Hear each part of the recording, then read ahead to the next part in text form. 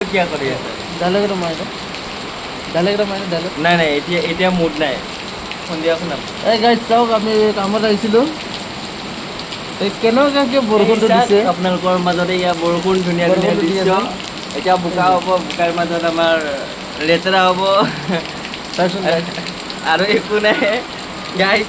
এই ল'ৰাটো কিন্তু ধুনীয়া ধুনীয়া পানী কৰে দেই, একদম পুৰা ডাইলগ এনেকুৱা মাৰে ৰিলিজ মানে। কৰি আছোঁ, আপোনালোকে আহিব।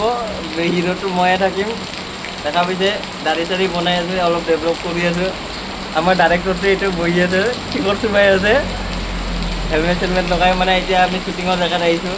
পুষ্পাটো এতিয়া চুৰি হ'ব আৰু চন্দন। ইয়াতে আমাৰ চন্দন গাছ নাই, বাঁহ গছ আছে পিছফালে। মানে কি আমি যাব লাগে এটা কামত, এটা জেগাত আহিলোঁ, ৰাতিপুৱা বৰষুণ পৰি আছে, তেতিয়ালৈ বহি আছোঁ বেলেগৰ ঘৰত। হয় হয় ছাৰ। এতিয়া যাব লগা আছে আৰু বেলেগ জেগাত। এই বৰষুণটোৰ কাৰণে কেনেকৈ যাওঁ এতিয়া? ৰেইনকোট আনিছোঁ, কি আনিছোঁ, একো অনা নাই। কিন্তু ইয়াৰ কিন্তু এটা ফেমাছ ৰেইনকোট আছে দেই। নাই দেখালোঁ এটা মানে এনেকুৱা ৰেইনকোট পিন্ধি আহিছিলে, তো আপোনালোকক দেখাম বুলি ভাবিছিলোঁ, বৰষুণটো দিয়াৰ কাৰণে মই দেখাব পৰা নাই। নেক্সট টাইম মানে হ'লে মই নিশ্চয় দেখাম।